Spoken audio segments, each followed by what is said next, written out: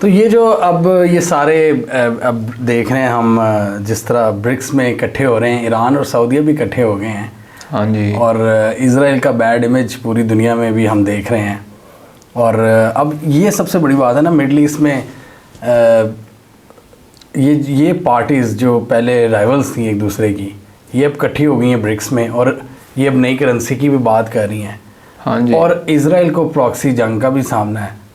तो ये सारे सिस्टम में ये इज़राइल और अमेरिका वाली पार्टी को आप जीता देख रहे हैं, या फिर ब्रिक्स वाले जो लोग हैं वो प्रिवेल करेंगे? यार अगर देखा जाए ना, तो एक तो हम ना देखते हैं इस वक्त जो है अमेरिका की मिलिट्री माइट है, ठीक है ना, उसको हम डिनाई नहीं कर सकते भी। बिल्कुल मिलिट्री माइट है उनके पास।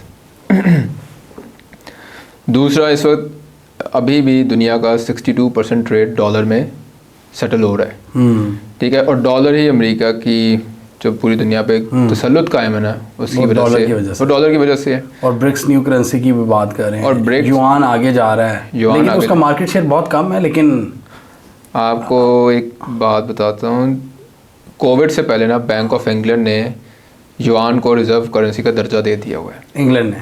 इंग्लैंड ने दे दिया हुआ है, अभी तक हटाया नहीं है, और ये कोविड से पहले की बात है। तो आप अंदाज़ा लगा लें कि वो अभी से वो क्या देख रहे हैं फ्यूचर में। बात यह है कि इस वक्त दुनिया की सबसे बड़ा मैन्युफैक्चरिंग आउटपुट जो है वो किसका है? चाइना का।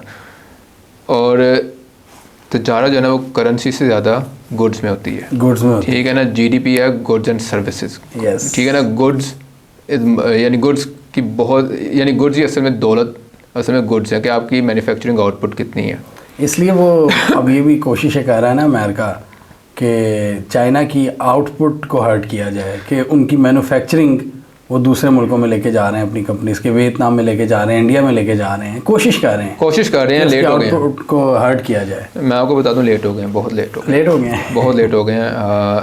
इन्होंने, इनको ये नहीं पता इस चीज़ का कि चाइना ने अपनी इंडस्ट्री इतनी ज़्यादा, वो अपनी मैन्युफैक्चरिंग कैपेबिलिटी को वो इस वक्त अमेरिका से आगे है, ठीक है। मैं आपको उसकी मिसाल ये देता हूँ कि चाइनीज़ जो है वो हमें टीवी में दिखाते होते थे कि चीनी जो है ना हाथों के साथ लगे हुए हैं फैक्ट्री में काम करने। वो अब चीज़ें ख़त्म हो रही हैं चाइना के अंदर बड़ी स्पीड से। जब से शी जिनपिंग आया वो ऑटोमेशन की तरफ जा रहे हैं। तारीफ तो आपके एप्पल के जो CEO हैं टिम कुक, उन्होंने की हुई है। वो की है, वो जिस लेवल की टूलिंग उनके पास है, ऑटोमेशन उनके पास है। उसने खुद कहा है कि कौन खरीदेगा $3000 का एप्पल आईफोन अगर हमने अमेरिका में ट्रांसफ़र कर दी सारी प्रोडक्शन? नहीं खरीदेगा कोई, महंगा हो जाएगा, बहुत महंगा हो जाएगा।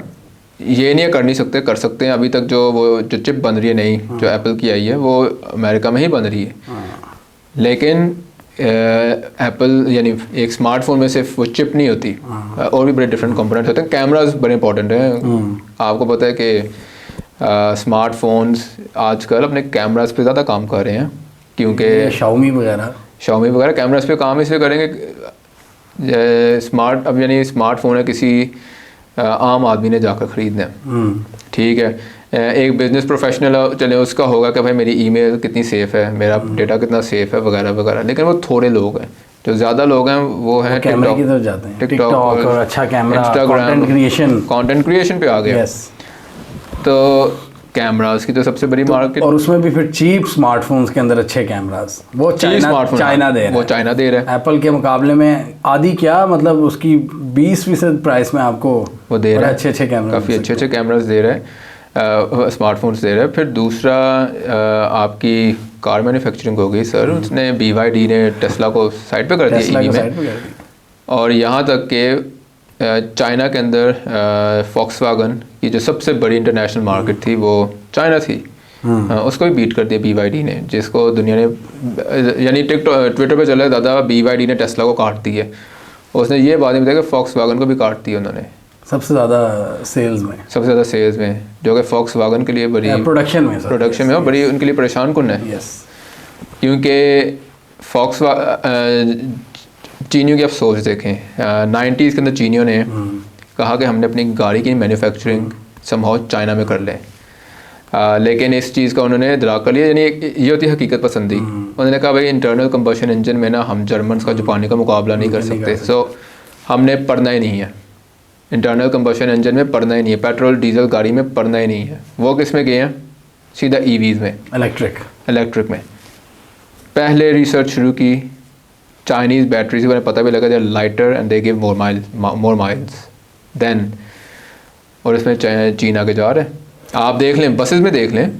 तो ये जो सारा ये ऑर्डर आप हमें लग रहा है कि इस सिस्टम को ये रोक नहीं पाएगा अमेरिका, मल्टीपोलर वर्ल्ड को नहीं रोक सकते, हो चुका है मल्टीपोलर ब्रिक्स भी वर्ल्ड। कामयाब होंगे, मल्टीपोलर वर्ल्ड भी, और एक ऑल्टरनेटिव करेंसी भी आएगी। करेंसी की तो अहमियत आपने जैसे कहा ना कि मेन चीज़ तो गुड्स की है, करेंसी तो बाद में आती है, करेंसी तो कोई भी लॉन्च कर सकते हैं। हाँ जी। तो अब ब्रिक्स में I think 40% of the GDP आ चुकी है। अब जब ब्रिक्स इकट्ठे हो जाएंगे और सैंक्शन जब उन पर असर नहीं करेगी तो वहाँ पर अमेरिकन हेजेमनी चैलेंज सीधी सादी हो जाएगी। चैलेंज जब मिडिल ईस्ट से लेकर इंडिया से लेकर चाइना जो सबसे बड़ी आबादी, हाँ जी, फिर रशिया, और फिर पाकिस्तान जैसे मुल्क भी अगर आना शुरू हो जाएं, अब यहाँ पे पाकिस्तान जैसे मुल्क भी बड़ा डिफाइनिंग रोल प्ले करेंगे। पाकिस्तान ने डिफाइनिंग रोल जो ऐसा पाकिस्तान प्ले कर रहा है वो काइंड ऑफ है ना, क्या कहेंगे ना, मिसक्रिएंट प्ले कर रहा है कि अभी तक हम अमेरिकन कैंप के अंदर हैं। वेरी क्लियर है अमेरिकन कैंप के अंदर है। वजह क्या है वो हमें वजूहात पता है, ठीक है ना। 60s के अंदर अयूब खान के साथ अमेरिका, कितना अमेरिका ने हमें फंड किया हुआ है, फाइनेंस किया हुआ है, एड दी हुई है। बहुत से लोगों के बच्चे बाहर पढ़ते हैं, यूरोप डॉलर बाहर पड़े हाँ हैं, इनके फ्लैट्स बाहर हैं, फ्लैट्स तो बाहर ये हैं। इसलिए इनको वेस्टर्न सिस्टम, इनकी इनको डर है कि ना इनकी रशियन ओलिगार्क्स की तरह इनको भी वो मुंजमद ना कर दिया। इंडिविजुअल्स हैं ना, इंडिविजुअल्स हैं जिनको वो यानी एक सवाल ये करते हैं कि आपकी अमेरिका पाकिस्तान की सबसे बड़ी एक्सपोर्ट मार्केट अमेरिका है, जिसको हम टेक्सटाइल्स बेचते हैं, लेकिन इस बात का ख्याल ही नहीं है कि अमेरिका मैन्युफैक्चरिंग वापस लेकर आ रहा है बैक इनटू अमेरिका। यहाँ तक कि अमेरिका ने फैसला ये किया हुआ है कि इस वक्त उनकी जो होम यानी उनकी जो अपनी इंडस्ट्री है, टेक्सटाइल इंडस्ट्री, जो कि उनके आई थिंक 12 to 15% जो रेडीमेड कपड़े हैं वो अमेरिका खुद बना रहा है। अमेरिका की मर्जी है बाय 2030 हम इसको एटलीस्ट किसी तरह खींच तान के 40% तक ले जाएं, एंडिंग करें। और आपने अब ये सोचना है कि अगर तो अमेरिका 40% तक पहुंच जाता है बाय द एंड ऑफ 2030, जो पाकिस्तान ने सोचना है, तो आपकी पूरी टेक्सटाइल इंडस्ट्री फ्लैट ठप हो जाएगी। हम उनकी ऑटोमेशन का मुकाबला नहीं कर सकते, हम उनकी क्वालिटी का मुकाबला नहीं कर सकते। तो पाकिस्तान को सही डिसीजन लेना होगा। नहीं, पाकिस्तान को अपने हमसायों के साथ रहना पड़ेगा, रीजनल रीजन अप्रोच होनी पड़ेगी। रीजन में आपके नेक्स्ट डोर चाइना बैठा है, हाँ जी, माइट बैठी है, इकोनॉमिक माइट। तो क्यों ना आप ये सीपैक जैसी राहदारियों का फ़ायदा उठाकर अपनी जो भी चाइना के साथ अपनी मैन्युफैक्चरिंग को बढ़ाएं और उन्हीं ट्रेड कॉरिडोर्स को इस्तेमाल करें और बेचें करें यार। सेंट्रल एशिया, अफ्रीका, यूरोप और फिर आपकी मिडिल ईस्ट है। और यार अपने ब्रिक्स की ना ज़रा देखना, साउथ अफ्रीका है, अफ्रीका से एक मुल्क है, लैटिन अमेरिका से एक मुल्क है, बाकी सारे आपके एशियन कंट्रीज हैं, और इजिप्ट भी गया ब्रिक्स के अंदर, इजिप्ट भी अफ्रीका है। और आप ये देखें कि लैटिन अमेरिका, अफ्रीका और एशिया, ये वो तीन बड़े आदम हैं जिसको यूरोप ने कॉलोनाइज किया था। तो अब हमें ना अब इट्स टाइम टू मूव कि हम ना पोस्ट कॉलोनियल वर्ल्ड से निकलें। वो निकल रहे हैं, कुछ लोग तो बड़े एफर्ट कर रहे हैं, कुछ लोग एफर्ट कर रहे हैं, बहुत ज़्यादा कर रहे हैं, और दूरंदेशी दिखा रहे हैं, क्योंकि पाकिस्तान को हम उठा के यूरोप नहीं लेकर जा सकते, पाकिस्तान को उठा के हम अमेरिका नहीं लेकर जा सकते। पाकिस्तान इधर ही रहना है, जो कि मिडिल ईस्ट और इंडिया के बीच में है, मेरे और साथ में ईरान है, साथ में Afghanistan, centre of the Asia, heart of Asia. और अब वक्त है कि हम इधर देखें लोगों को, जो हम बाहर से कोशिश कर रहे होते हैं ना कि बाहर से हमारी कोई बातचीत बन जाए, यानी कितनी कोशिश की थी। बहुत हमें रीजन की तरफ देखना चाहिए, और रीजन की तरफ देखेंगे तो ही, और यस वो, और रीजन की तरफ तब देखेंगे जब हम अपना पैसा बाहर भेजना, यूरोप भेजना बंद करेंगे ना। और यही बात आपको आ गई कि ये इस वक्त नहीं कश्मकश चल भी इसलिए रही है कि इन तीन बड़े आज़मों का जो ज़्यादातर जो हिस्सा था जो यूरोप और अमेरिका की तरफ जा रहा था ना, वो डाइवर्ट होने का डर उन्हें बहुत ज़्यादा है। It's the way of life hurt होने के चांसेस हाई हो रहते हैं अमेरिका के और यूरोप के, जिसको उन्होंने मेंटेन करना है। और ये बस उसको मेंटेन करने के लिए जो है ना वो जियो इकोनॉमिक्स का जो कंट्रोल है ना, उसको अमेरिका अपने हाथ में देखना चाहता है जियो पॉलिटिक्स के ज़रिए। जियो पॉलिटिक्स के ज़रिए। और ये पहली दफ़ा है कि अमेरिका को एक सीरियस चैलेंज आया है चीन की तरफ से, जिसकी, क्योंकि चीन जो है ना वो सोवियत यूनियन की तरह नहीं है। सोवियत यूनियन की जो सबसे बड़ी जो खामी थी वो थी उसका ट्रेड, वो अपने गुड्स नहीं थे एक्सपोर्ट कर रहा, वो अपनी एनर्जी एक्सपोर्ट, मिलिट्री माइट थी, सिर्फ मिलिट्री माइट थी, वो अपनी एनर्जी एक्सपोर्ट कर रहा था। उसके अलावा वो अपनी गाड़ियाँ कहीं नहीं था बेच रहा, अपने चले मिलिट्री हार्डवेयर वो बेच रहा था। चाइना के पास वो इकोनॉमिक एज है, चाइना सब कुछ बेच सकता है। चाइना कपड़े हों, गाड़ियाँ हों, बसेस हों, जहाज़ भी आ गया, जहाज़ हों, टेक्नोलॉजी आपको चाहिए वो भी चीन के पास है। तो चीन ने अपना ना, यानी वो कहते हैं ना कि जो उनका स्पेक्ट्रम ऑफ ट्रेड है वो सोवियत यूनियन से बहुत हाई है, बहुत हाई है।